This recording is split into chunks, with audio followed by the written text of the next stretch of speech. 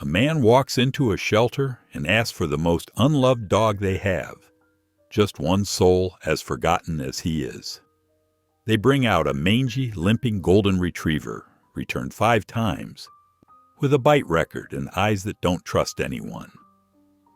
Everyone had given up on her, but something in her silence pulls him in. He wasn't looking for love, but what he found was loyalty, sacrifice, and a bond that would change both their lives forever. Because when she does the unthinkable, to save a child, the world tries to take her away. Again. Will he fight for the dog no one ever fought for? And what will it take to prove that even the most broken hearts deserve a second chance? Before we get into the story, comment below where in the world you are watching from today. And if you like this story, don't forget to subscribe. The morning air bit through Travis's thin jacket as he stepped off the bus, his worn shoes scuffing against cracked pavement. The sun hadn't fully risen yet, casting long shadows across empty streets. In one hand, he clutched a wrinkled city map from the parole office. In the other, a black garbage bag that held everything he owned in the world: 3 shirts, 2 pairs of pants, and a toothbrush. The thrift store clothes hung loose on his frame. The jacket was a size too big, the jeans a touch too short, but they were clean and whole, better than what he'd worn walking out of prison yesterday. 8 years inside had taught him not to be picky about clothes or much of anything else. Travis squinted at the map, his breath forming small clouds in the cold air. The animal shelter was marked with a shaky circle in blue ink, the parole officer's attempt at helpfulness. "Everyone needs something to care for," she'd said, her voice carrying that forced cheerfulness he'd grown used to hearing from authority figures.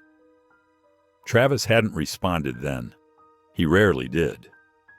The walk took him past awakening storefronts and early morning joggers who crossed to the other side of the street when they saw him coming. Travis kept his eyes down, shoulders hunched, following the map's directions to the outskirts of town, where buildings grew sparse and tired-looking. The shelter sat behind Roy's Auto Salvage, a low concrete building partially hidden by overgrown bushes. A chain-link fence surrounded a small exercise yard where leaves had gathered in drifts against the corners. A sign hanging crooked over the entrance read, "City Animal Shelter," in faded blue letters. Inside, the fluorescent lights hummed overhead, casting a harsh glow on linoleum floors that had seen better days. The smell hit him first, disinfectant trying to mask the underlying scent of too many animals in too small a space. Barking echoed down the hallway, a cacophony of desperate sounds that bounced off concrete walls. Travis approached the front desk, where a young clerk looked up from her computer screen. Her smile faltered when she saw him, the garbage bag, the ill-fitting clothes, the hard set of his jaw. He'd seen that look before, the quick assessment and barely hidden wariness. "Can I help you?" she asked, her hand drifting toward the phone. "Here to adopt," Travis said, keeping his voice low and even. He'd learned to make himself smaller, less threatening in the years inside. Sometimes it worked. "Oh," the clerk, her name tag read Jenny, straightened slightly. "What kind of dog are you looking for? We have some lovely young labs that just came in, or there's a really sweet shepherd mix." Travis cut through her sales pitch. "Give me the one no one else wants." Jenny's mouth opened, then closed. She glanced toward a door marked staff only, then back at Travis. I need to check with someone. Please wait here." Travis stood motionless as she disappeared through the door. He could hear urgent whispers, the rustle of papers. Through the concrete walls, the barking continued. Happy barks, scared barks, lonely barks. He understood lonely. Minutes ticked by on a wall clock with a cracked face. Finally, Jenny emerged with an older woman in scrubs who introduced herself as Dr. Martinez, the shelter veterinarian. She carried a thick folder stuffed with papers. "Sir," Dr. Martinez began, "when you say the one no one wants, we have a dog. She's been here almost a year. But I need to be clear. She's not what most people are looking for." Travis waited. He'd gotten good at waiting. "Her name is Goldie. She's a golden retriever, about 10 years old. She was a cruelty case. We found her chained up behind an abandoned house. She's got some health issues. Her right eye is partially blind from an old injury, and she has a bad hip that gives her a limp." Dr. Martinez paused, studying Travis's face for a reaction. Finding none, she continued, "She's also, well, she can be difficult. Food aggressive. Doesn't trust easily. We've tried working with her, but—" She opened the folder, showing Travis a form with "unadoptable" stamped across it in red, the word scratched out and rewritten several times. "Most people want a dog they can hug right away. Goldie's not that kind of dog." Travis nodded once. "Show me." Dr. Martinez led him down the echoing hallway to a kennel at the very end, separate from the others. A handler joined them, carrying a leash and looking nervous. Inside the kennel, a golden retriever lay on a thin blanket, her coat dull and patchy in places. Scars showed through the fur on her shoulders and haunches. When the handler approached, she pulled back her lips in a silent warning, showing teeth worn with age. Travis stood perfectly still, studying the dog. She was thin despite regular meals, her good eye watching every movement with the wariness of something that had learned the hard way not to trust. Her hip jutted out at an odd angle, evidence of an old break that hadn't healed right. The handler's hand shook slightly as she tried to loop the leash around Goldie's neck. The dog growled low in her throat, backing into the corner of her kennel. "Maybe this isn't—" Dr. Martinez started to say, but Travis stepped forward, holding out his hand, not to pet, just to take the leash. "We'll get along," he said, his voice rough from disuse. The handler gratefully surrendered the leash, stepping back quickly.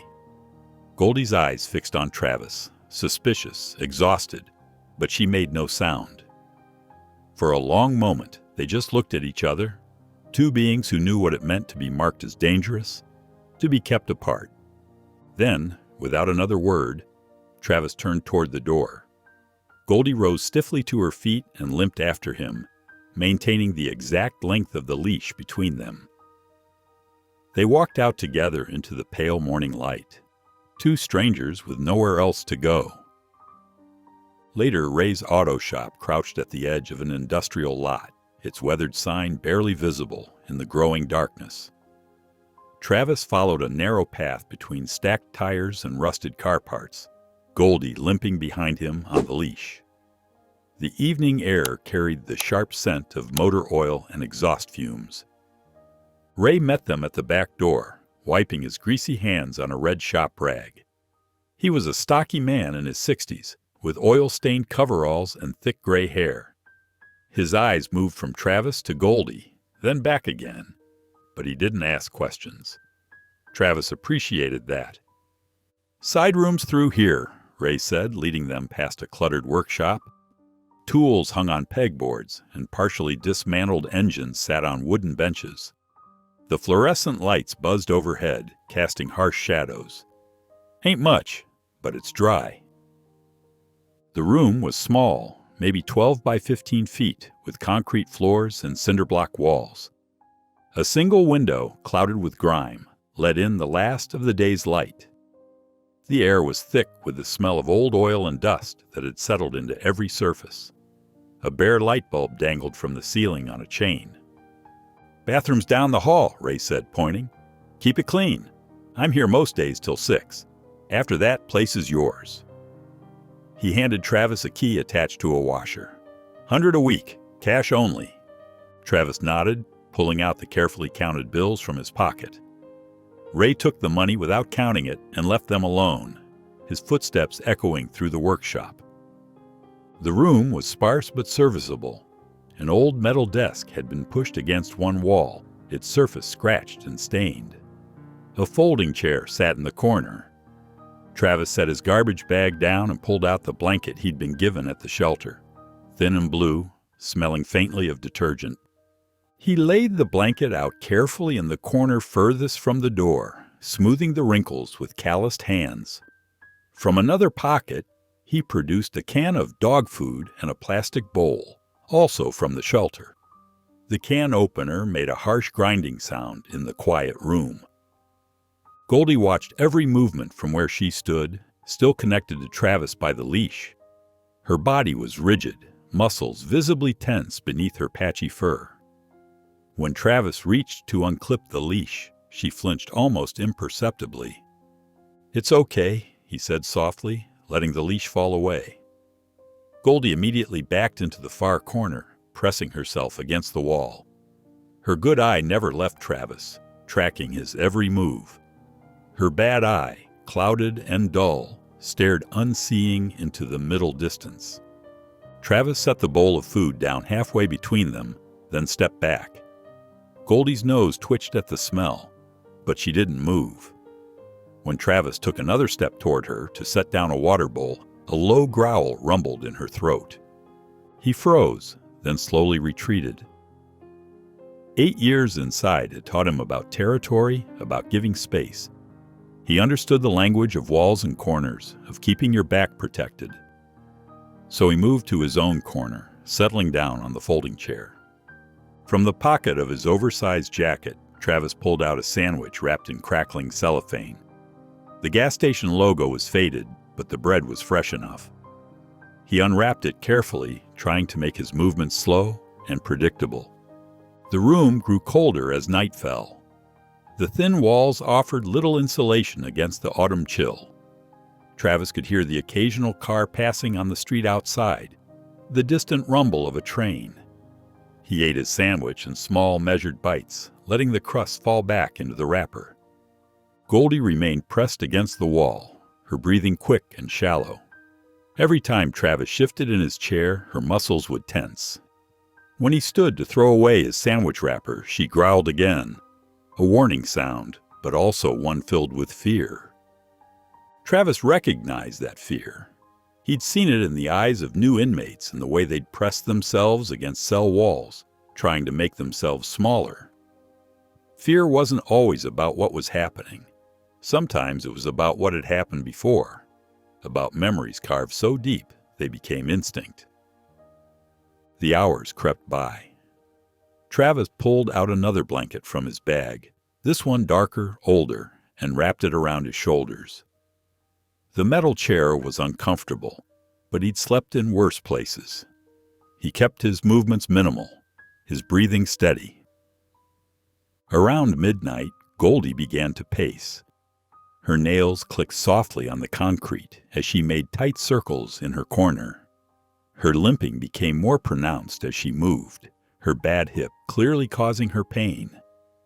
Travis watched through half-closed eyes as she sniffed along the walls, her anxiety evident in every line of her body.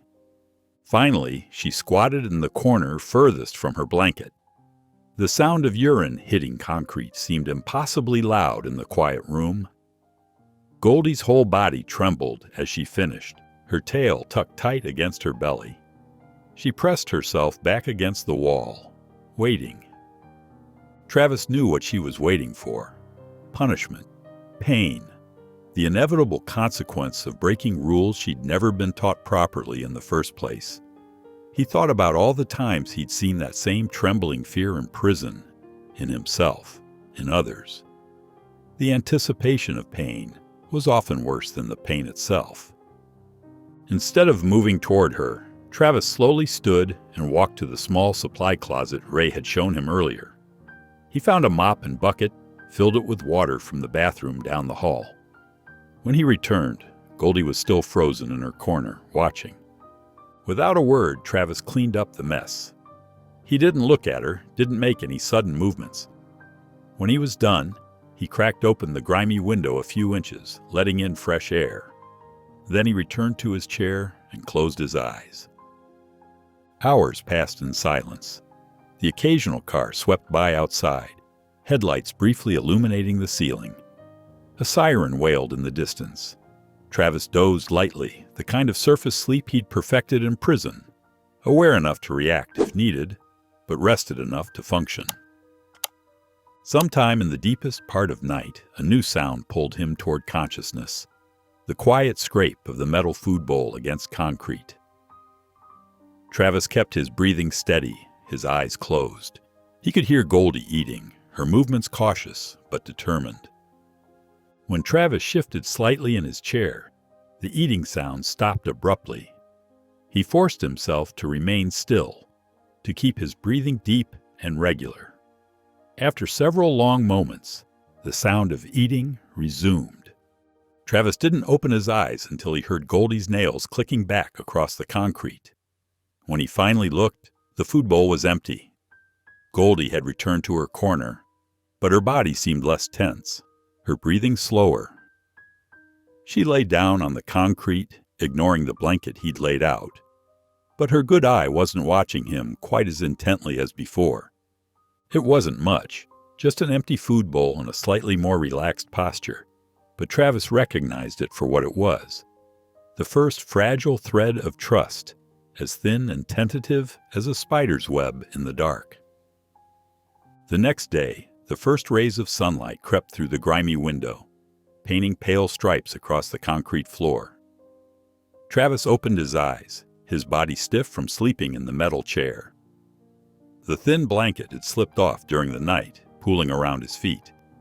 Goldie was already awake, watching him from her corner. Her head was low, almost touching the ground, and her good eye followed his movements as he slowly stood and stretched. The morning air was sharp with cold, making Travis's breath visible in small clouds. He gathered his few toiletries, a bar of soap, a worn toothbrush, and a threadbare towel from his garbage bag. The outdoor spigot was behind the garage, hidden from street view by a stack of old tires. Travis had noticed it yesterday when Ray showed him around. "Be right back," he said quietly to Goldie, more to break the silence than anything else. She didn't respond, but her muscles tensed as he moved toward the door. The water from the spigot was ice cold, making Travis gasp as it hit his skin. He showered quickly, scrubbing with the soap while keeping one eye on his surroundings. Old habits died hard. In prison, showing weakness, even something as simple as shivering, could be dangerous. He dried off with a thin towel and pulled on the same clothes from yesterday. They still smelled like the thrift store where the prison outreach program had gotten them. The fabric was stiff and slightly scratchy against his damp skin. When Travis returned to the room, Goldie was exactly where he'd left her, though her nose twitched at his clean scent. He opened another can of dog food, emptying it into her bowl with the same careful movements as before. The water bowl needed refilling, too. "Going to step outside," he said, keeping his voice low and even. "Give you some space." Travis walked out, leaving the door slightly ajar. Through the crack, he could see Goldie watching, waiting. Only when he moved completely out of sight did he hear the soft scrape of the bowl being dragged across concrete, followed by the sounds of eating. The morning air was crisp, carrying the smell of exhaust from the nearby highway. Travis started jogging, his movements mechanical. 2 blocks out, 2 blocks back, the distance his parole officer had approved. His shoes, also secondhand, were too loose around the heels, but he barely noticed the discomfort. Back at the garage, Travis pulled out the newspaper he'd picked up yesterday. The classified section was already worn from handling, but he took out a pencil stub and started circling ads again. Dishwasher needed. Construction laborer wanted. Night security guard. No felons. He crossed that one out with dark, angry strokes. The parole check-in was scheduled for 10. Travis walked the 6 blocks, staying on the approved route. The office was in a gray government building that smelled of industrial cleaner and stale coffee. "Employment status?" the parole officer asked, not looking up from his computer. "Looking," Travis grunted. "Housing stable?" Another grunt. Any contact with known felons? No. The questions continued, each one met with the minimum required response. Travis had learned early that talking too much or too little could both be dangerous. There was a safe middle ground, just enough words to avoid attention. When he returned to the garage, something made him pause at the door. Through the crack, he caught a glimpse of Goldie quickly retreating from where she'd been sniffing near the entrance. By the time he opened the door fully, she was back in her corner, pretending she hadn't moved. The afternoon passed slowly. Travis filled out job applications using Ray's address. His handwriting was careful, almost childlike. He'd had plenty of practice writing letters in prison that were never sent. As dusk approached, he picked up Goldie's leash.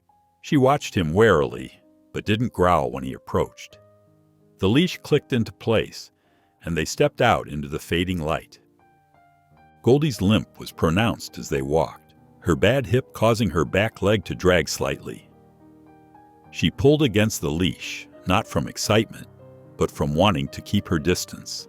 Every sudden noise, a car horn, a slamming door, a child's shout, made her flinch. But she didn't bare her teeth or try to bite, just pressed closer to the building walls they passed. Travis kept the walk short, mindful of her limping. Back in their room, he unclipped the leash and settled onto his thin mattress. Ray had brought it in while they were gone, along with a mumbled, "Found it in storage." The springs creaked under his weight. Travis lay back, staring at the water stains on the ceiling. Goldie remained on the floor, her breathing the only sound in the room. They said we're both hard to place. The words came out rough, his voice rusty from disuse. Travis couldn't remember the last time he'd spoken more than one-word answers. In prison, talking too much could get you noticed. Being noticed could get you hurt. Goldie didn't move at the sound of his voice, but she didn't growl either, and somehow that felt important. They lay there in the growing darkness, two beings learning to exist in the same space, each carrying their own scars, visible and hidden. The morning sun had barely cleared the horizon when Travis guided Ray's old pickup truck through nearly empty streets. The borrowed vehicle rattled and wheezed, but Ray had been clear. Travis could use it for job hunting as long as he filled the tank. The dashboard clock blinked 7:15 in faded red numbers. Goldie sat rigid in the passenger seat, pressed against the door as far from Travis as possible. Her good eye darted between the window and him, tracking every movement. The morning air flowing through the cracked window carried the scent of exhaust and nearby breakfast spots. The temp agency occupied the ground floor of a weathered brick building, wedged between a discount furniture store and a check-cashing place. Travis pulled into the cramped parking lot, the truck's engine coughing as he cut it off. Already a line of people snaked from the agency's front door. Men in work boots and worn jeans, women in waitress uniforms, all of them clutching papers and wearing the same tired expression. "Stay here," Travis murmured to Goldie, though she showed no signs of wanting to move. He grabbed his folder of documents, release papers, ID, social security card, each one carefully preserved in plastic sleeves. The parole officer had been clear about keeping them pristine. The line shuffled forward slowly. Travis kept glancing back at the truck, watching Goldie's silhouette through the windshield. Her ears remained flat against her head, her posture alert as she observed the growing crowd. Each time someone walked too close to the truck, her body tensed visibly. Inside the agency, fluorescent lights buzzed overhead, casting a sickly glow on the institutional green walls. The air conditioning struggled against the heat of too many bodies in too small a space. Travis stood in line, his shoulders hunched, trying to make himself smaller. Another habit from prison, where drawing attention was never good. The first rejection came from a thin woman with thick glasses who barely looked at his application before shaking her head. "We can't place anyone with a record," she said, already reaching for the next person's paperwork. "Company policy." Travis moved to the next available desk. The man there at least took time to flip through his documents, but the outcome was the same. "Look," the man said, lowering his voice, "I got nothing against you personally, but our clients have strict requirements. Insurance reasons, you understand?" Travis understood. He'd heard it before, would hear it again. His jaw tightened, but he kept his face blank. Showing anger would only confirm what they already believed about him. He drifted toward the exit, his folder tucked under his arm. The corkboard near the door was cluttered with flyers, rooms for rent, used cars for sale, church fundraisers. Most were faded, their edges curling. But one caught his eye, its white paper standing out against the yellowed notices around it. "Construction crew needs manual labor, daily pay, no questions asked." The paper was typed, not handwritten, with a phone number at the bottom. Travis tore off the small tab carefully, making sure not to damage the rest of the notice. Outside, the morning had grown warmer, the line now stretching around the building's corner. The corner store across the street was nearly empty, just a sleepy clerk behind bulletproof glass and an old man studying lottery tickets. Travis fed quarters into the payphone, the metal cool against his fingers. The number rang twice before a gruff voice answered. "Yeah?" "Calling about the construction job," Travis said, keeping his voice steady. The notice said daily pay. There was a pause, the sound of papers shuffling. "Can you lift heavy stuff? Work in the heat?" "Yes." "Got your own boots?" "Yes." The prison-issued work boots were sturdy enough. "Site's on Marshall Street, Old Warehouse District. Be there at 6 tomorrow morning. Don't be late." The line went dead before Travis could respond. The clerk sold him a hamburger from the rotating warmer, the bun slightly stale. Travis carried it back to the truck, where Goldie remained exactly as he'd left her, though her nose twitched at the smell of food. He unwrapped the burger carefully, breaking off a piece. The meat was barely warm, the lettuce wilted, but food was food. He placed the piece on the seat between them, then pulled his hand back slowly. Goldie watched him, then the food, then him again. Her stomach growled audibly, but she waited until Travis had settled back against his door before stretching her neck to snatch the burger piece. She chewed quickly, expecting it to be taken away. Travis broke off another piece, repeated the process. Each time, Goldie took the food a little faster, though she never came close enough for his hand to touch her. The burger disappeared in small bites, shared between them in the quiet of the truck's cab. "We got work tomorrow," Travis said softly, brushing crumbs from his lap. The words felt strange in his mouth, "we" instead of "I." But somehow it was true. Where he went now, Goldie went too. He turned the key and the truck's engine rattled to life. As they pulled away from the curb, Goldie released a breath. Not quite a sigh, but something between relief and weariness. Travis understood the feeling. It wasn't hope exactly, but it was something close to it. Something like a beginning. The sky was still dark when Travis pulled Ray's truck into the construction site, its headlights sweeping across piles of debris and stacked materials. The lot was a maze of equipment, temporary fencing, and mud puddles from yesterday's rain. Heavy floodlights cast harsh shadows across the half-demolished warehouse, making the scene look otherworldly in the pre-dawn gloom. Travis cut the engine and turned to Goldie. "Stay here," he said quietly. She had already pressed herself low against the seat, her good eye tracking the movement of workers who were beginning to arrive. Her body was tense, but she remained silent, which Travis had learned was her way of dealing with stress. The morning air bit through his thin jacket as he stepped out of the truck. The sound of machinery starting up filled the space. Generators humming to life, the beeping of vehicles in reverse, the metallic clang of tools being unloaded. Travis felt Goldie watching him through the window as he made his way toward a cluster of men gathered near a makeshift office trailer. A stocky man with salt and pepper hair and deep smile lines that didn't match his stern expression stepped forward. His hard hat had CRUZ written across it in bold black marker. He gave Travis a once-over, noting the prison-issued boots and second-hand clothes without comment. "You the one who called yesterday?" Cruz asked, his voice gruff but not unkind. When Travis nodded, Cruz handed him a pair of worn leather gloves. "We're clearing the east wing. Broken drywall goes in the dumpster behind the yellow tape. Don't need your life story, just need the work done." Travis pulled on the gloves, flexing his fingers to test the fit. Cruz's eyes drifted to the truck where Goldie's shape was visible through the window. "That dog gonna be a problem?" "No, sir," Travis answered, keeping his voice neutral.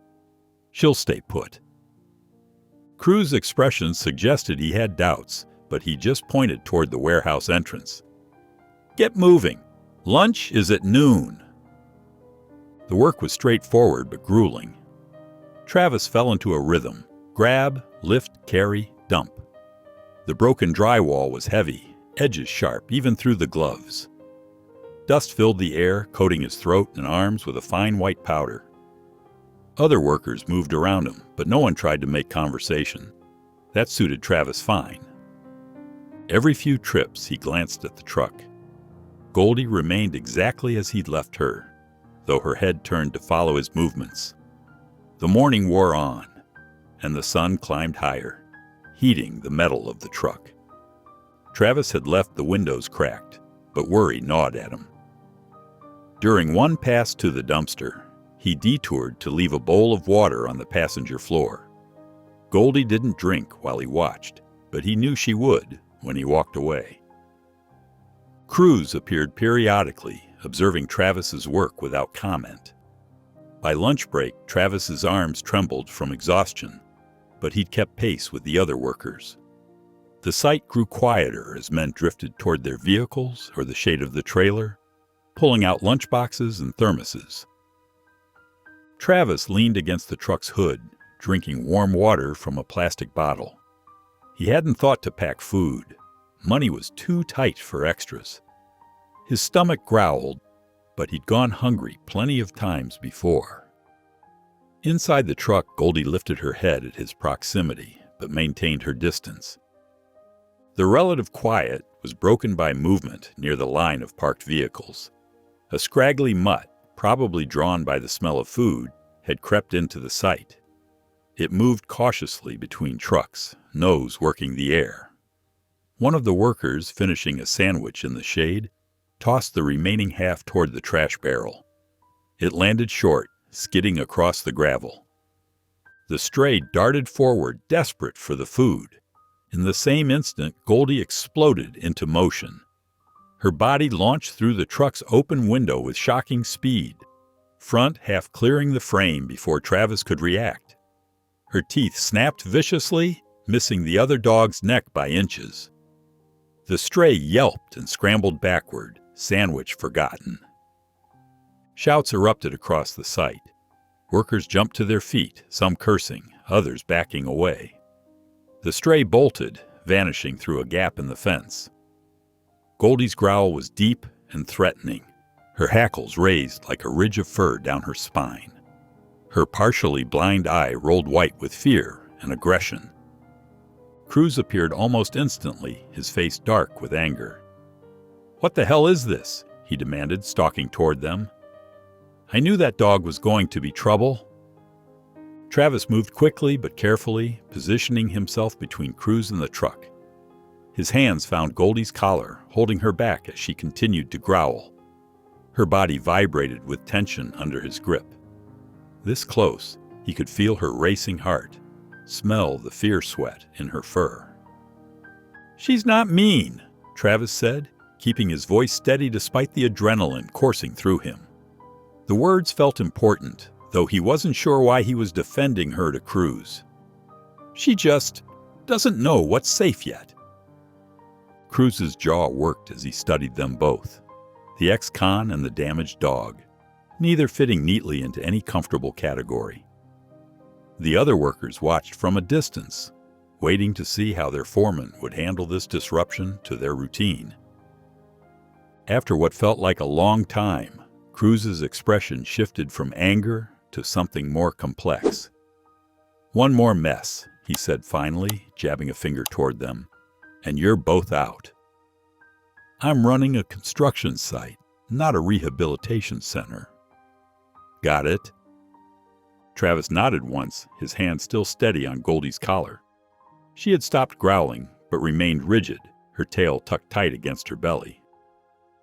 The drive home was silent except for Goldie's heavy panting. The morning's progress, the quiet understanding they'd been building, felt fragile now. Travis kept one hand near her on the seat, not touching, just present. She watched the road ahead, her body gradually relaxing as the construction site disappeared behind them, but the tension never fully left her frame. The next morning arrived with a heavy fog that clung to the construction site like a damp blanket. Travis guided Ray's truck carefully through the mist, his headlights catching glimpses of chain-link fence and stacked materials. This time, he chose a spot far from where the other workers parked, backing the vehicle against an unused storage container. Goldie lay in her usual position on the passenger seat, her body pressed low against the worn fabric. Her good eye tracked the movement outside, but she seemed calmer than yesterday, perhaps understanding the routine that was forming. Travis reached over and adjusted the windows, leaving them cracked just enough for air, but not so much that she could attempt another leap. "Stay," he said softly, though he knew by now she wouldn't move. She blinked at him once, then returned to her vigilant watch of the surroundings. The morning passed in a blur of physical labor. Travis had found his rhythm with the work, learning to lift with his legs and pace himself through the heavy loads. His muscles ached less today, and Cruz seemed satisfied with his progress, offering a brief nod when passing by. The other workers still kept their distance, but the tension from yesterday's incident had faded into a cautious acceptance. Every hour or so, Travis would glance toward the truck. Each time, he found Goldie exactly where he'd left her, though her head would turn to follow his movement across the site. The distance from the other vehicles seemed to help. She remained alert but not agitated by the coming and going of workers. As noon approached, the familiar smell of cooking food began to drift across the lot. A battered food truck had become a daily fixture at the site, parked near the makeshift break area. Travis had noticed it yesterday, but hadn't approached, choosing instead to stay with Goldie during lunch. His stomach growled at the aroma of grilled meat and onions, reminding him that he still hadn't managed to buy proper groceries. Workers began gathering near the food truck, forming a loose line as they called out orders in a mix of English and Spanish. Travis stayed back, leaning against a stack of lumber to rest. He could see Goldie from this position, her outline visible through the truck's dusty windows. Movement caught his attention, a small figure breaking away from the food truck's shadow.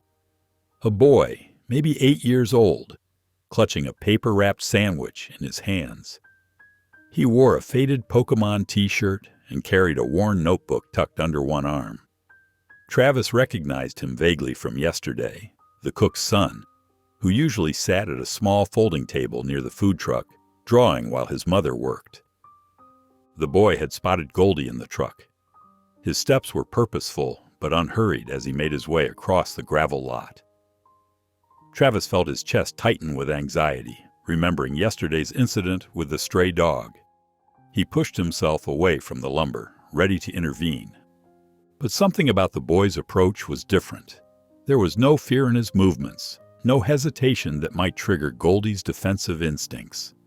He walked with the simple, direct confidence that children sometimes possess before the world teaches them to doubt themselves. Goldie's head lifted as the boy drew closer. Her ears swiveled forward, but her hackles remained flat. Travis held his breath, watching as the boy stopped about 2 feet from the truck's passenger side. Without any sudden movements, the child knelt on the gravel, his sandwich temporarily forgotten in his hands. Travis expected Goldie to growl. She always growled when strangers got too close. But she remained silent, her good eye fixed intently on the boy's face. Something in her posture had changed, the usual tension in her shoulders easing slightly. The boy extended one small hand toward the window, palm up, fingers relaxed. It was the kind of gesture someone familiar with animals would make. Non-threatening, patient, allowing the dog to make the choice. Travis found himself holding perfectly still, afraid that any movement might break whatever spell had fallen over the scene. Goldie stretched her neck forward cautiously, her nose twitching as she caught the boy's scent. Her body remained ready to retreat, but there was curiosity in her movement now, something Travis hadn't seen before. She sniffed the offered hand, whiskers brushing against small fingers. Then, in a moment that made Travis's heart skip, Goldie allowed the boy to touch her head. It was just a gentle pat, barely more than a brush of contact, but she accepted it without flinching. For an animal that had snapped at every attempt at physical contact since Travis had known her, it was nothing short of miraculous. Travis approached slowly, his work boots crunching on the gravel. The boy looked up at his approach but didn't startle, and consequently, neither did Goldie. Up close, Travis could see that the child had a gentle face with thoughtful eyes, the kind that seemed to take in everything around him.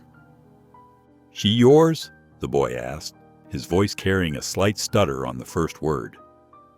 Despite this, he spoke with the direct curiosity that children often show, free from judgment or hidden meaning. Travis considered the question. He thought about the paperwork from the shelter, marked with unadoptable in harsh red ink.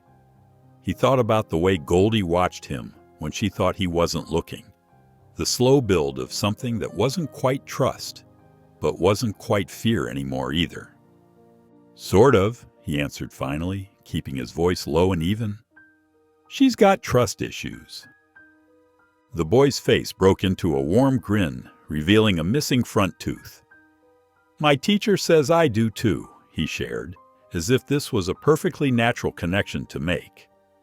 The statement held no shame or self-consciousness, just a simple recognition of shared experience. And then it happened. Goldie's tail, which had remained tucked tight against her body since the day Travis met her, moved. It wasn't much, just a single tentative wag, but it was deliberate. The motion seemed to surprise even her, as if her body had remembered something her mind had forgotten. Travis caught the movement, understanding its significance in a way that made his throat feel tight. He didn't say anything. Words didn't seem necessary or even appropriate for the moment. But as they drove home later that afternoon, the ghost of a smile played at the corners of his mouth, the first real one in longer than he could remember. Saturday morning dawned quietly, the usual construction site clamor absent from the air. Travis stirred beneath his thin blanket, consciousness returning slowly instead of snapping to attention as it usually did. The room was filled with pale light filtering through the dusty window, casting long shadows across the concrete floor. When his eyes finally opened fully, he noticed something different. Goldie sat by the door, her posture alert but not rigid. Her head turned toward him as he shifted in bed, but no warning growl emerged from her throat. She simply watched, her good eye tracking his movements with what almost looked like expectation rather than suspicion. Travis swung his legs over the side of the bed, moving deliberately as he always did around her. But this morning felt different. The air between them carried less tension, as if their shared moment with Miguel yesterday had shifted something fundamental in their careful dance of coexistence. He stood, stretched, and walked to the door. Goldie didn't retreat or press herself against the wall as she had every other morning. She remained sitting, her tail still, but her body language open. When Travis turned the handle, she rose steadily to her feet, favoring her good leg but showing no hesitation. The morning air was cool and damp as Travis opened the door. Goldie limped past him into the small yard behind the garage, her movement purposeful. The yard wasn't much, just a patch of scrubby grass bordered by chain-link fencing, but it was private enough for their needs. Travis watched as she made her way to her usual spot, noting how she seemed more comfortable navigating the space now, as if she was beginning to accept this territory as her own. After their morning routine, Travis surveyed the room that had become their shared home. Dust had accumulated in the corners, and the few possessions he owned sat in scattered piles on overturned crates. The space felt cluttered, temporary, like they were both still waiting to be told to leave. Something in him rebelled against that feeling. With methodical determination, he found an old broom in the corner and began to sweep. The rhythmic motion felt good, purposeful. Goldie watched from her usual corner as he worked, her head tilted slightly as if trying to understand this new activity. Travis moved the makeshift furniture next, rearranging the crates that served as tables and storage. He worked quietly, careful not to make any sudden movements or loud noises that might startle his companion. When he picked up her food and water bowls to relocate them, Goldie's ears pricked forward, but she remained calm. He found a spot where the morning sun created a warm pool of light and placed her bowls there, stepping back to see how she would react. The sunlight would keep her food warm longer, and the position gave her a clear view of both the door and the window. It felt right, more permanent, more considered. To his surprise, Goldie approached her bowls while he was still standing nearby. In days past, she would wait until he was across the room or even outside before eating. Now, though she remained tense, her hunger overcame her wariness. She began to eat, keeping him in her peripheral vision, but not stopping when he shifted his weight or moved to continue cleaning. "Goldie," he said softly, testing the sound of her name in the quiet room. She didn't look up or come to him, he hadn't expected her to, but her ears twitched at the sound, acknowledging his voice without showing fear. It was a small thing, but it felt like progress. As evening approached, Travis decided to try something new. Instead of their usual short walk around the immediate block, he turned left at the corner, heading toward a quieter street he'd noticed during his job searches. Goldie followed, limping but steady, her leash slack between them. The longer route took them past small houses with chain-link fences and old cars in driveways. Few people were out, which suited them both fine. Goldie seemed to relax slightly as they walked, her head lifting to catch new scents on the breeze. They were about halfway through their walk when they heard rapid footsteps approaching from behind.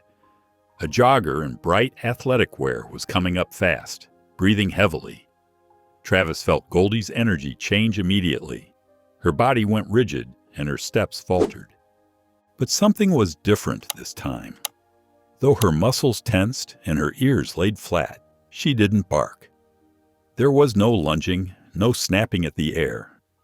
The jogger passed within a few feet of them, oblivious to the small drama playing out beside them. "Good girl," Travis murmured, the words coming naturally, despite how foreign praise felt on his tongue. "That's real good." As if in response to his voice, Goldie moved closer to him. For just a moment, barely longer than a heartbeat, she pressed against his leg.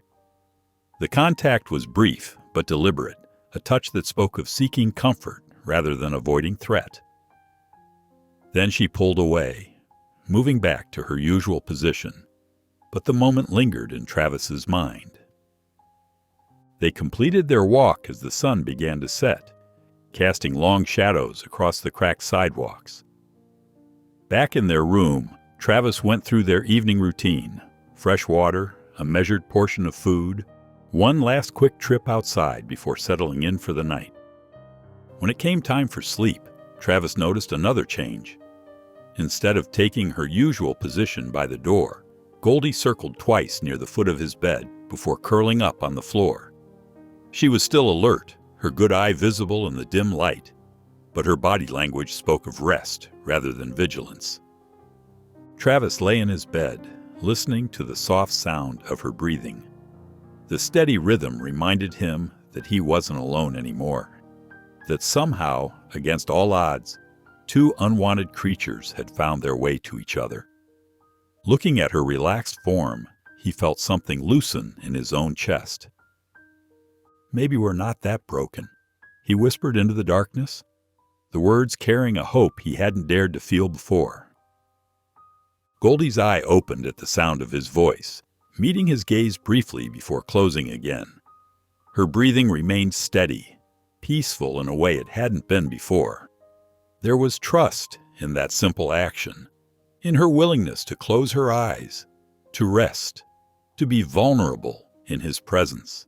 Monday morning arrived with a crisp breeze that rustled through the construction site. Travis pulled his truck into his usual spot, the engine ticking as it cooled. Beside him, Goldie sat more upright than usual, her ears perked at the familiar surroundings. The past week had softened something in her. She no longer cowered at every sound or movement from the site. Travis grabbed his work gloves from the dashboard and climbed out. Instead of leaving Goldie in the cab as usual, he opened the tailgate and lifted her carefully into the truck bed.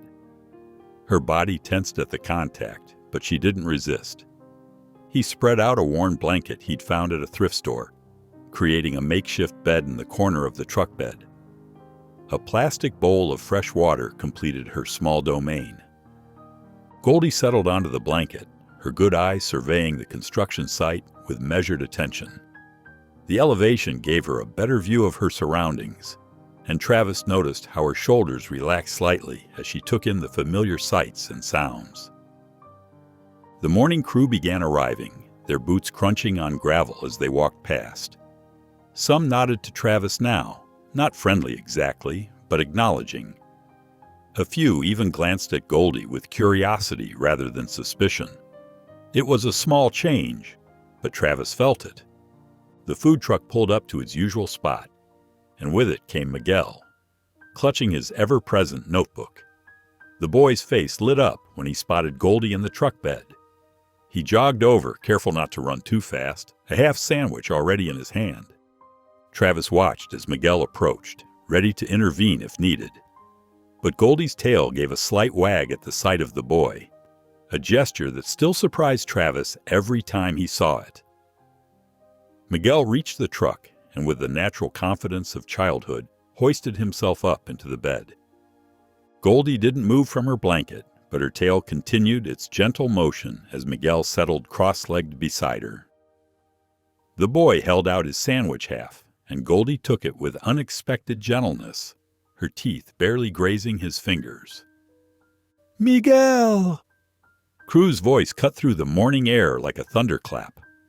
The foreman strode toward the truck, his face dark with concern. But he pulled up short when he saw the scene before him, Miguel sitting peacefully beside the dog everyone had labeled dangerous, Goldie's tail swaying in a slow, contented rhythm. Cruz's expression shifted from alarm to disbelief. He looked at Travis, who stood quietly by the truck's side. "You serious?" he asked, gesturing to the unlikely pair in the truck bed. Travis shrugged, his shoulders rising and falling in a familiar gesture of understatement. "She picks her people," he said simply, the words carrying more meaning than their brevity suggested. Cruz studied the scene for a moment longer, then shook his head, not in disapproval, but in something closer to wonder. He walked away without another word, but the tension had left his stride. Throughout the morning, word spread through the site. Workers passed by the truck more frequently than necessary, stealing glances at the dog they'd all given a wide berth just days ago. They saw Miguel reading from his notebook while Goldie dozed beside him, saw how she accepted the boy's gentle pats without flinching. The whispers changed. Goldie was no longer that bite risk or the ex-con's problem dog. She became McGill's dog, a title that somehow made her less threatening, more part of the site's daily fabric. The sun climbed higher, and the real work of the day began. Travis joined a crew unloading steel beams from a flatbed, the metal hot from the morning sun. The chain hoist whined as they lifted each beam, the work demanding complete focus. They were on the last beam when it happened. The chain slipped, just slightly, the beam shifting dangerously in its sling. Travis saw it first, saw the potential disaster unfolding. "Watch it!" he yelled, his voice sharp with urgency. Then, cutting through the site noise, came a sound no one had heard before. Goldie's bark. It was loud, clear, and purposeful, so different from her usual silence that heads turned automatically toward the sound. The crew reacted instinctively, jumping back just as the beam slipped further. The moment passed quickly, the beam was secured, the danger averted. But something had shifted again. Workers glanced between Goldie and the scene, understanding dawning in their expressions. She hadn't just barked. She'd warned them, protected them. The rest of the day passed without incident, but the atmosphere had changed. When workers walked by the truck now, they nodded not just to Travis, but to Goldie as well. Miguel spent his lunch break with her again, sharing his sandwich and showing her his drawings. As the day wound down and workers began heading home, crews approached Travis's truck. His expression was thoughtful, considering. Travis straightened, waiting. "Keep her leashed and safe," Cruz said, his voice gruff but not unkind. "But she can stay." He didn't wait for a response, just turned and walked away. But the meaning was clear. Goldie wasn't just being tolerated anymore. She had earned her place. That evening, back in their room behind the garage, Travis sat on the floor with Goldie's dinner bowl in his lap. Instead of setting it down, he held a piece of kibble in his open palm, offering it to her directly. Goldie looked at him, then at his hand, her good eye clear and steady. There was no growl, no hesitation. She stepped forward and took the kibble from his palm, her mouth gentle, deliberate. Travis fed her the rest of her dinner this way, piece by piece, each acceptance a small act of trust between them. When the bowl was empty, Goldie remained sitting near Travis, no longer keeping her cautious distance. In the quiet of their shared space, something had solidified between them, a partnership built on patience, understanding, and the slow, steady growth of trust. The late afternoon sun cast long shadows across the construction site as workers hustled to complete their tasks before day's end. The steady rhythm of machinery and voices filled the air, punctuated by the metallic clang of tools and equipment. Travis worked methodically, his movements efficient as he stacked concrete forms near the foundation pit. Sweat darkened his shirt, but his pace never slackened.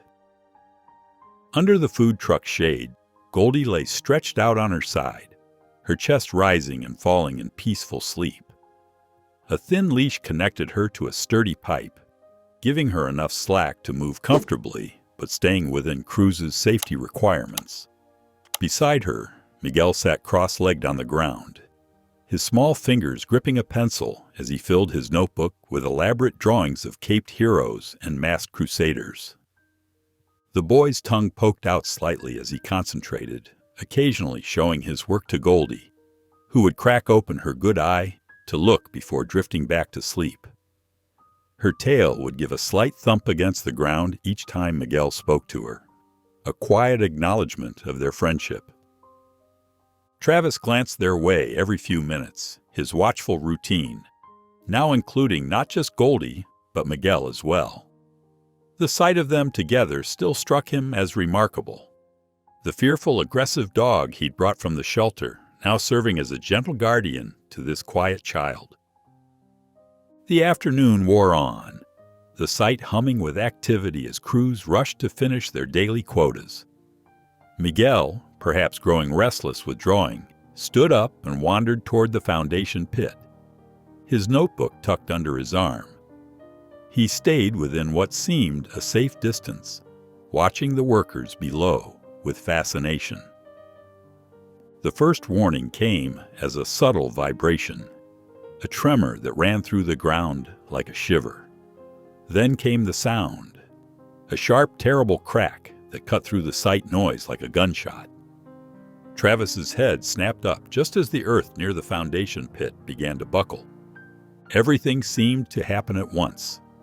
The ground beneath Miguel's feet crumbled, and the boy vanished in a billowing cloud of dust and cascading debris. Shouts of alarm erupted across the site. Workers dropped their tools and ran toward the collapse, their voices rising in panic. But Goldie was faster than any of them. With a surge of desperate strength, she lunged forward, the leash pulling taut against the pipe. For a split second, it held, then snapped with a sharp ping. Goldie bolted toward the collapsing edge, her injured leg forgotten as she launched herself into the pit without hesitation. Travis's heart stopped. He dropped the form he was holding and sprinted toward the foundation, his boots pounding against the ground. Other workers converged on the scene, their faces pale with shock as they peered into the settling dust. The trench was a nightmare of unstable earth and exposed rebar. Loose soil continued to slide from the walls, threatening a secondary collapse. Through the swirling dust, Travis could make out Goldie's form. She had positioned herself over Miguel, her body forming a protective arch above the boy's huddled figure. Her head was low, her stance wide and unwavering despite the debris still falling around them. "Miguel!" Travis called out, his voice rough with urgency. "Don't move! We're coming!" Two workers were already scrambling down the least unstable section of the trench, careful of the shifting earth. Travis followed them, his mind focused solely on reaching the boy and his dog. Up close, he could see Miguel was conscious, curled tight beneath Goldie's protective stance. The dog didn't move, didn't even look up at their approach. She remained fixed in her position, shielding her young friend from harm. "Easy now," one of the workers said, reaching for Miguel. "Easy." Together, they managed to lift the boy up and out of the trench, passing him to the waiting hands above. Only then did Goldie relax her stance, allowing Travis and the others to help her. As they lifted her, Travis noticed the dark stains spreading along her side, where jagged rebar had caught her during her leap into the pit. They emerged from the trench to find the site in organized chaos. Paramedics had already arrived, their uniforms bright against the construction site's muted colors. They immediately went to Miguel, who sat wrapped in a shock blanket, tears cutting clean tracks through the dust on his face. Goldie limped heavily now, worse than Travis had ever seen, but she made no sound of pain. Her eyes remained fixed on Miguel as the paramedics checked him over, her concern evident in every line of her body. Blood matted her fur where the rebar had struck, but she showed no interest in her own injury. Cruz pushed through the crowd, his face tight with worry. He looked first at Miguel, then at Goldie, his expression shifting from concern to something like amazement. Without hesitation, he turned to Travis. "Take her to a vet," he ordered, his voice gruff but kind. "Don't worry about the shift. Go." Travis nodded, already moving toward his truck. He opened the passenger door and lifted Goldie as gently as he could, trying not to jostle her injured side. She allowed herself to be picked up without resistance, though her muscles trembled with exhaustion and pain. As he settled her onto the seat, Travis noticed his hands were shaking. The adrenaline was wearing off, leaving behind the full weight of what had just happened, and what could have happened if Goldie hadn't acted so quickly. He looked at his dog.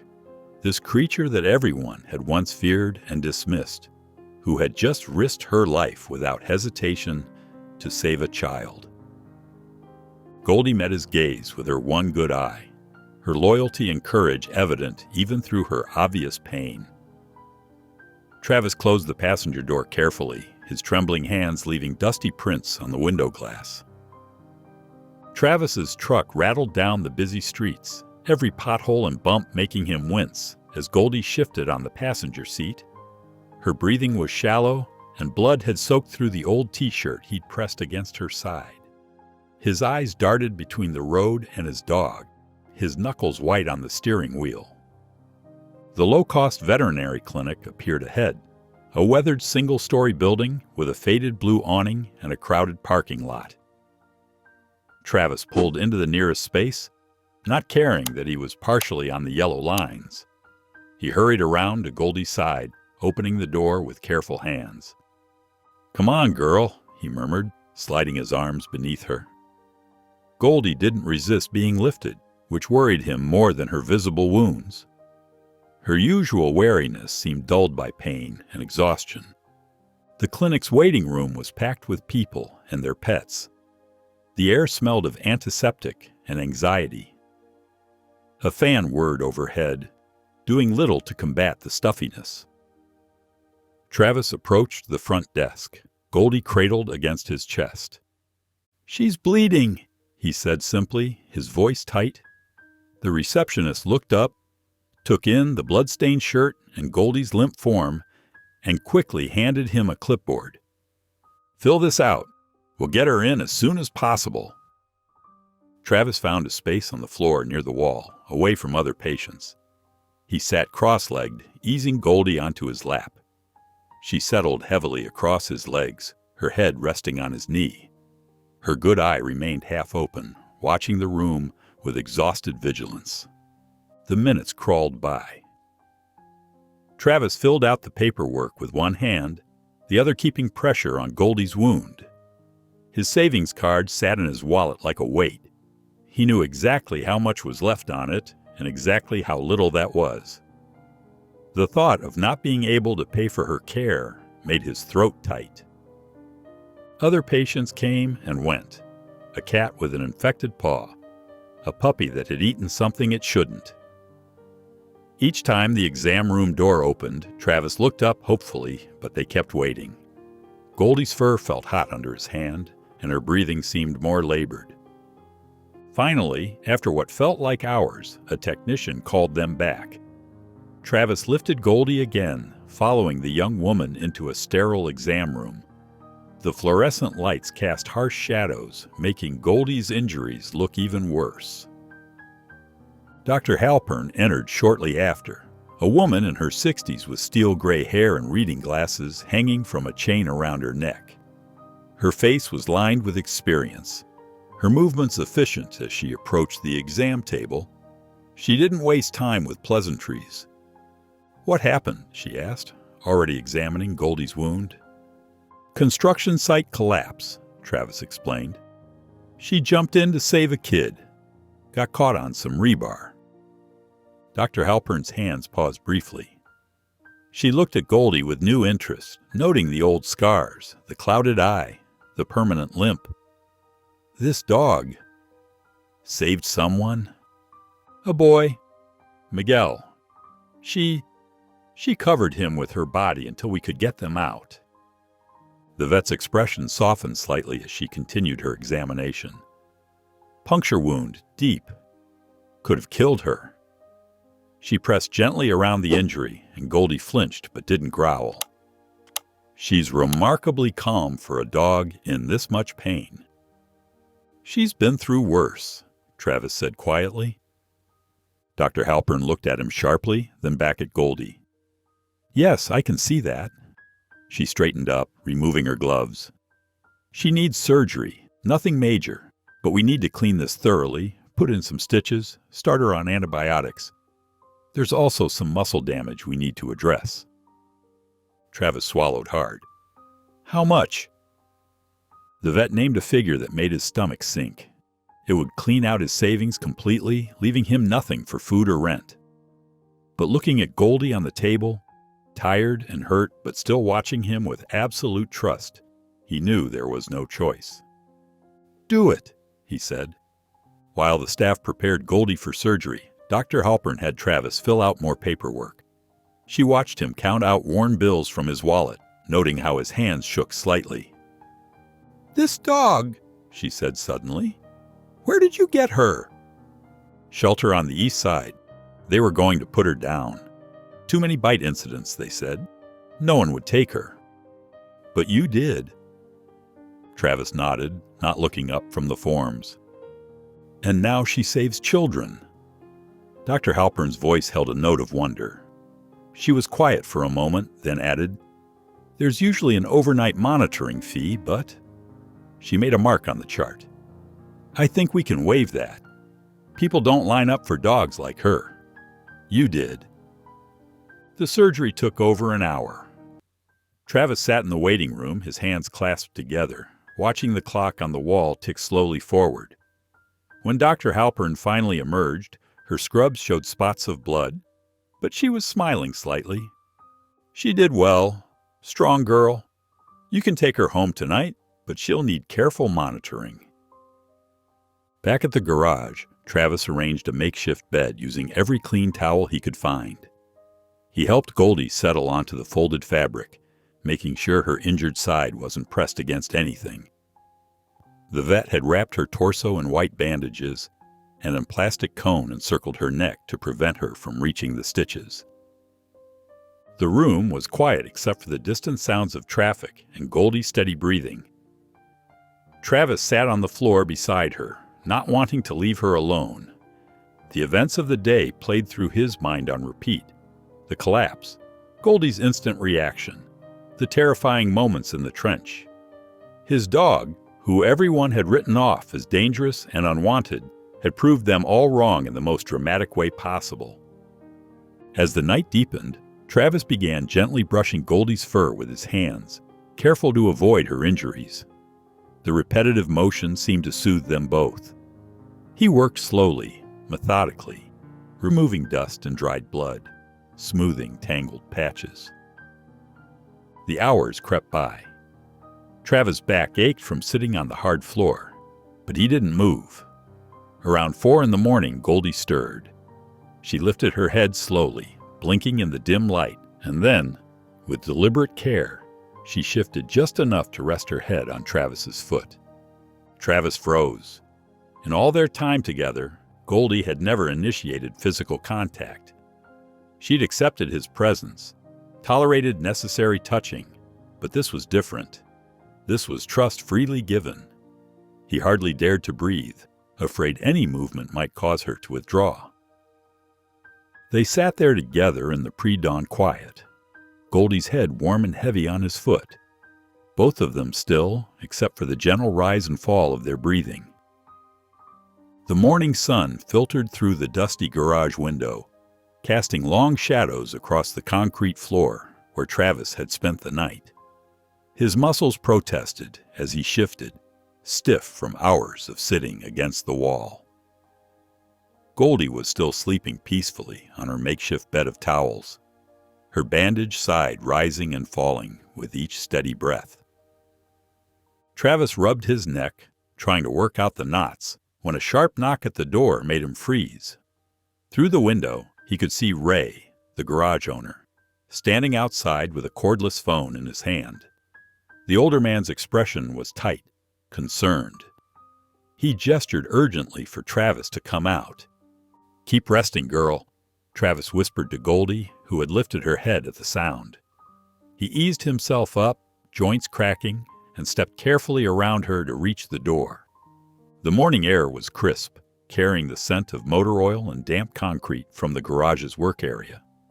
Ray held out the phone without ceremony, his weathered face grave. "Call came through?" "Animal control," Ray said quietly.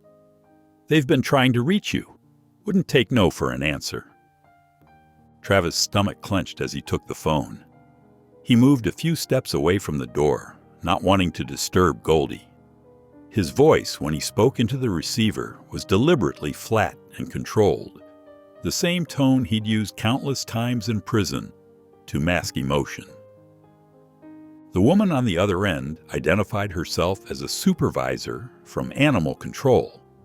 Her words came in a practiced stream of bureaucratic language, but the message cut through clear and sharp. An anonymous report had been filed. Someone had recognized Goldie from the news coverage of the construction site incident. Her previous bite records had been flagged in the system. Travis listened in silence as the supervisor explained that despite Goldie's heroic actions, her history of aggressive behavior couldn't be ignored. The shelter's original assessment, the documented incidents, the inadoptable stamp on her papers, it all carried weight. She was now classified as a dangerous animal under review. A removal order is being processed, the supervisor said, her tone professionally detached. Given the circumstances, we're willing to conduct a thorough evaluation before making a final decision, but you should be prepared. Travis's free hand had curled into a tight fist, knuckles white. He focused on his breathing, on keeping his voice steady. She saved a child's life. We understand that, sir, but protocol requires dash. She's injured, recovering from surgery. That will be taken into consideration during the evaluation period. The conversation continued, but Travis barely registered the remaining details. His mind was already racing, calculating options, remembering every rule and regulation he'd learned to navigate during his years inside. When he finally hung up, his hand was shaking slightly. Ray had retreated to give him privacy, but now approached cautiously. Bad news? Before Travis could answer, a soft thump drew his attention back to the door. Goldie had managed to get up and limp to the entrance. She stood there watching him, her good eye fixed on his face, tail low but not tucked. Despite the cone around her neck and the obvious pain in her movement, she'd come to check on him. Travis walked back to her, carefully placing his hand on her back, feeling the warmth of her fur through the bandages. "It's okay, girl," he murmured, though his throat felt tight. "We're okay." Ray cleared his throat. "Anything I can do?" Travis shook his head, already forming a plan. "Thanks for taking the message." Back inside, Travis paced the small room while Goldie settled back onto her bed. The morning light had strengthened, highlighting the worn edges of their shared space, the folded blanket on his cot, the water bowl in the corner, the few possessions he'd accumulated since release. It wasn't much, but it was theirs. He waited until evening, knowing Lenora's office hours would be over. She preferred calls after work, said people were more honest when they weren't watching the clock. His parole-issued phone felt heavy in his hand as he dialed her number. She answered on the third ring. "This better be important, Travis." He told her everything, finding Goldie at the shelter, the slow build of trust, the rescue at the construction site, and now the threat of removal. His words came out steady but urgent, stripped of emotion, but heavy with unspoken meaning. Lenora listened without interrupting, just as she had during their first meeting after his release. When he finished, the line was quiet for a long moment. Then, "You still keeping clean?" "Every damn day," he replied without hesitation. "Watch the language," she said, but there was no real rebuke in her tone. Another pause, shorter this time. "Then I'll help. But we have to move fast." Travis' shoulders relaxed slightly, the first tension he'd released since receiving the morning's call. "Meet me tomorrow," Lenora continued. "My office, 9 sharp. We'll prepare a formal appeal. Bring every piece of paper you have on that dog, shelter records, vet bills, anything that shows responsibility and rehabilitation. I'll be there." "And Travis?" Her voice softened, almost imperceptibly. "Get some rest. You sound like hell." After hanging up, Travis sat down beside Goldie's bed.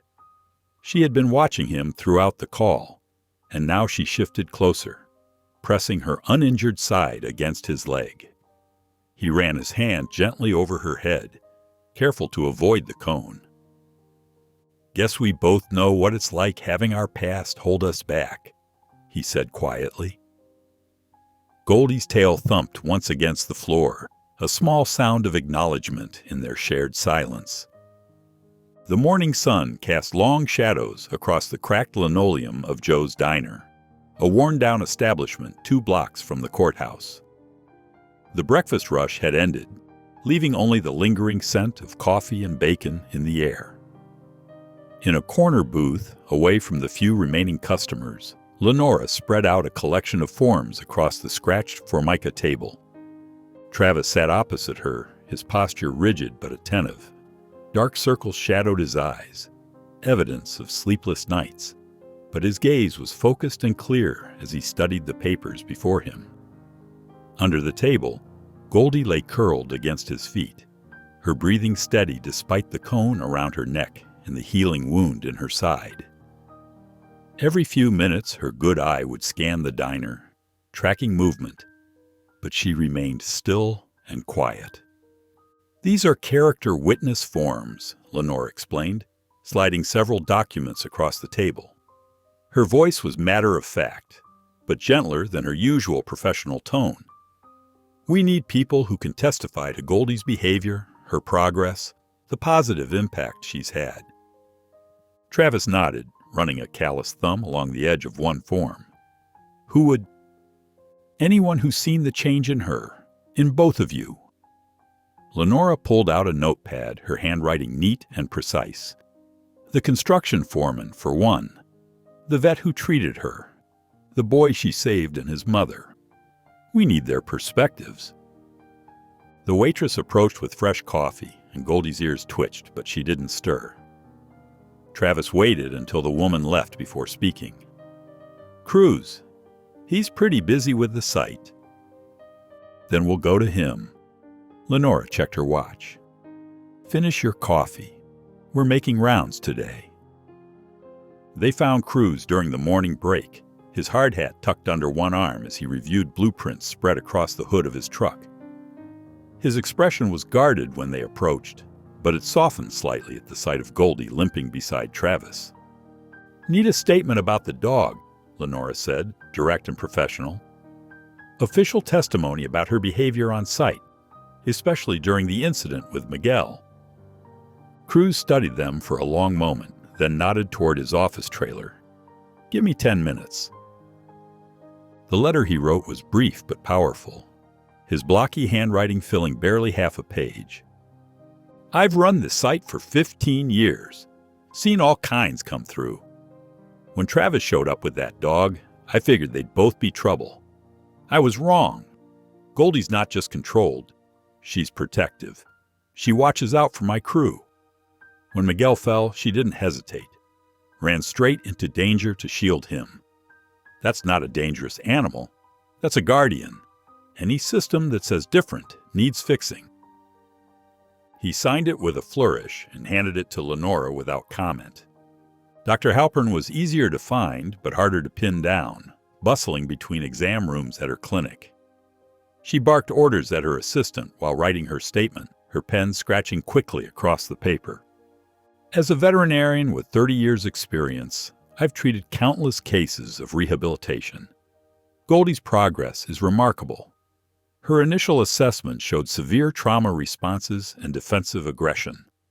Under Travis's care, she's demonstrated consistent improvement in socialization and trust. The injuries she sustained protecting a child prove her capacity for selfless action. Her behavior indicates successful rehabilitation. Removing her from her current environment would be detrimental to both her physical and psychological recovery." Miguel was at the food truck with his mother when they arrived at the construction site for lunch. His face lit up at the sight of Goldie, but he approached carefully, mindful of her injuries. Without prompting, he pulled out his notebook and began to draw. The picture took shape in bright crayon strokes, Goldie wearing a red cape, standing proud despite her distinctive limp. Miguel added stars around her head and wrote in careful letters, "My hero dog." His mother, Maria, watched him draw with damp eyes before signing her own statement. Her English was precise, each word chosen with care. "I have watched this dog change from fearful to friendly.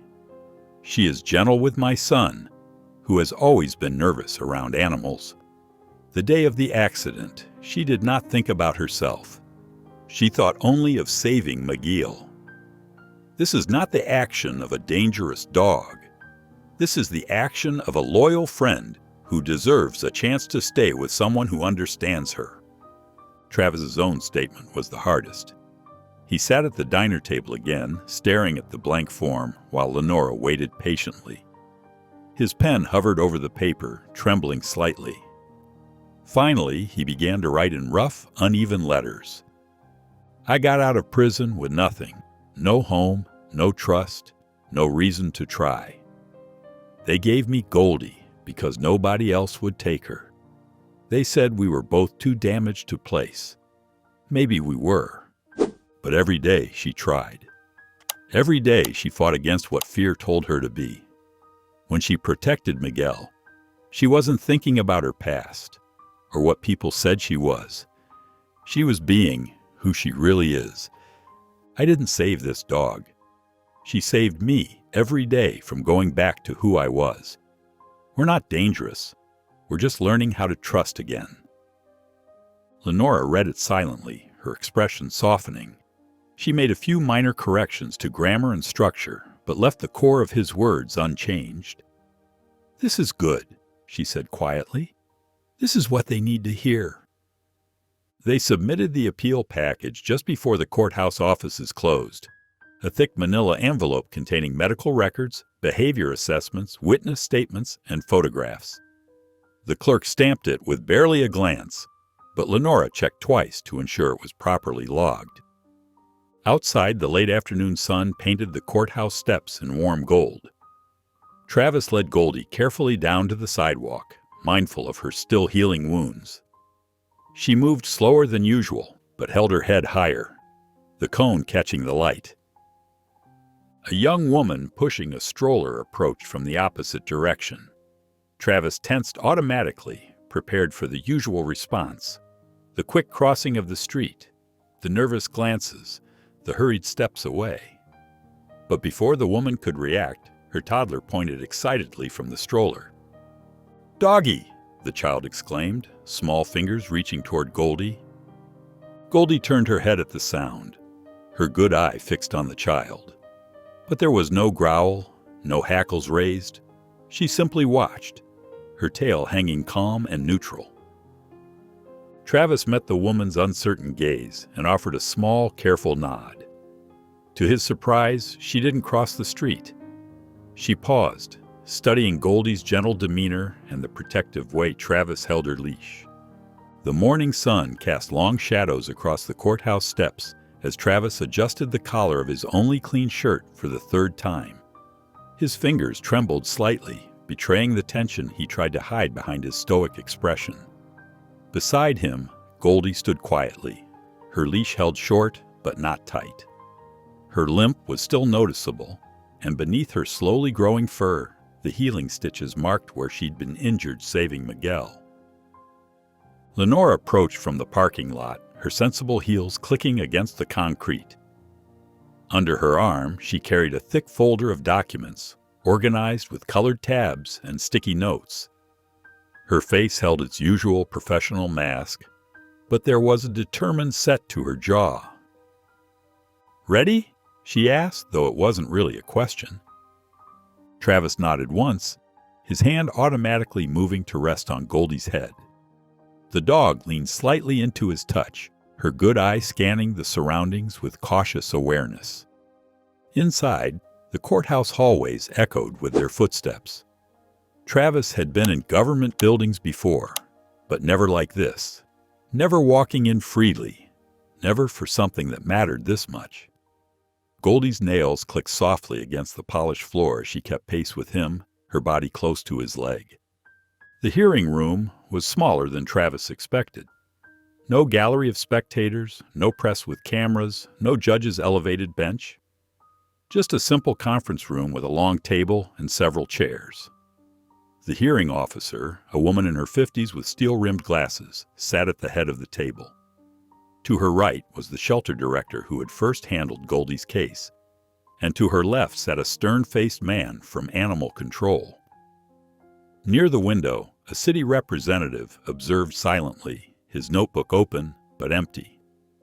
"Please be seated," the hearing officer said. Her voice neither warm nor cold, professional, detached. Travis took his place beside Lenora, Goldie settling at his feet without command.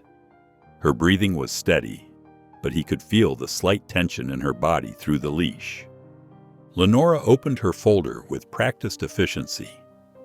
"We're here today regarding case number 2023-AC-147, appeal of dangerous animal classification for the dog known as Goldie, currently in the care of Travis Matthews."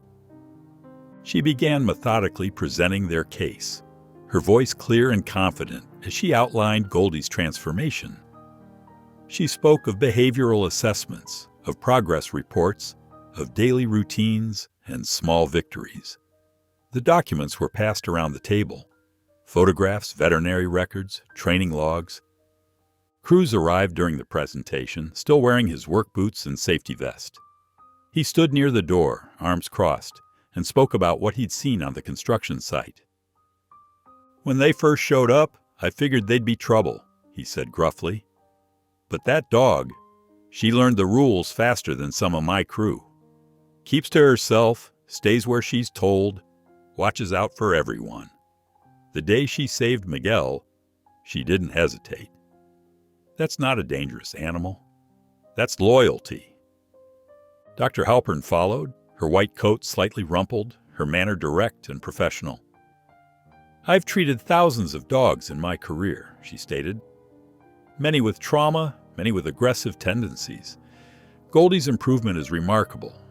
Her defensive behaviors have decreased significantly. She's developed appropriate social bonds. The incident with Miguel demonstrates her capacity for protective rather than aggressive responses." Miguel's mother stepped forward next, holding her son's drawing. The crayon artwork showed Goldie as a superhero, complete with a flowing cape and stars around her head. The room fell silent as she read the simple words Miguel had written. "Goldie makes me brave." Finally, it was Travis's turn. He stood slowly, his chair scraping against the floor. Goldie lifted her head but remained calm. His hands shook as he unfolded his letter, the paper crinkling loudly in the quiet room. "I'm not asking you to see a hero," he began, his voice rough but clear. "I'm asking you to see change." He paused, swallowing hard. "I've done time. She's done time. We both got out. We're just trying to matter somewhere." The words hung in the air as he sat back down. Goldie pressed her shoulder against his leg, a warm, solid presence. The shelter director, who had been silent until now, cleared her throat. She looked older than Travis remembered from that first day, when she'd handed him Goldie's paperwork with its red-stamped warnings. "I've worked this job 19 years, she said, her voice carrying the weight of experience. "I've never seen a dog come back from where she was. Let her stay." The hearing officer adjusted her glasses, reviewing the papers spread before her one final time. The room held its breath. Travis felt his heart pounding, felt Goldie's steady warmth against his leg, felt the weight of everything they'd built together hanging in the balance. Finally, the officer looked up. "Guardianship granted," she announced. "Permanent, with conditions." Travis didn't smile. Couldn't smile past the tightness in his throat. Instead, he exhaled, long and deep, years of tension releasing in that single breath. Beside him, Goldie leaned more firmly against his leg. Her tail thumped twice against the floor. That was enough. The autumn sun hung high over the construction site, casting sharp shadows between steel beams and concrete forms. The yard buzzed with activity, nail guns pounding, saws whining, and heavy equipment rumbling across packed dirt. Travis stood at the center, his orange safety vest bright against the dusty backdrop. Both the vest and his crew lead position were newly earned through reliable work. He signaled to the crane operator with natural authority. 3 feet left! Watch that clearance! The beam swung into position. Travis nodded, making notes. His once nervous energy had transformed into steady assurance as he coordinated tasks with purpose. Near the food truck, Goldie rested in Miguel's handmade sunshade, crooked but functional, with a water bowl holder and elevated platform. Her fur had regrown healthy, scars barely visible, though her limp remained. On the crew board, Goldie's photo held a place of honor, the shot after she'd saved Miguel, with a silver marker halo added above her ears. Every hard hat now bore a paw print sticker, even Cruz's. At lunch, Miguel brought Goldie half a sandwich. His stutter had improved around the dog. She took it gently, wagging her tail appreciatively. Cruz watched nearby. That dog's got more seniority than some of these guys. Travis smiled. She does bite less. After work, Travis drove home with Goldie beside him. No more garage back room. Now they had a small rental house with a fenced yard and friendly neighbors. Inside stood carefully chosen second-hand furniture, everything clean and purposeful. Goldie made her evening rounds before settling beside the bed, now calm and secure in her territory. Morning came early. Travis found Goldie waiting by the door, unusually excited. Something glinted on her collar, a hand-etched metal tag. In Miguel's wobbly lettering were the words, "Worth it." Travis knelt beside her, emotion tightening his throat. All their struggles and victories condensed into those 2 words. "Yeah," he said roughly. "You were." Goldie pressed her head against his hand, her good eye meeting his. They remained there, guardian and protector, each saved by the other's faith in second chances. If you enjoyed the story of Travis and Goldie, I handpicked this next story that you will enjoy. Please don't miss this one. Click here to watch it.